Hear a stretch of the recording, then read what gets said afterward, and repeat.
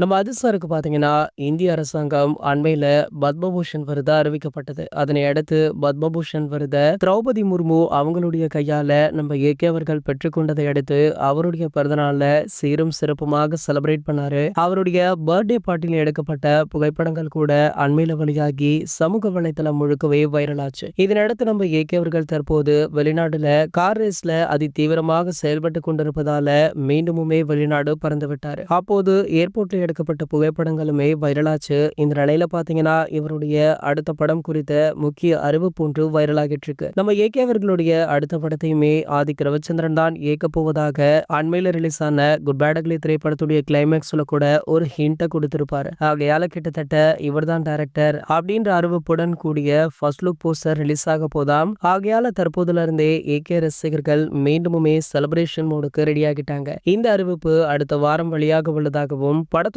ஒரு சில டைட்டில்கள் கூட சோஷியல் மீடியாக்கள்ல லீக் ஆகியிருக்கா. சோ கூடிய விரைவிலேயே இதற்கான அறிவிப்பு வெளியாக போவதால ரசிகர்களுமே மிகுந்த ஆவலுடன் காத்துட்டு இருக்காங்க.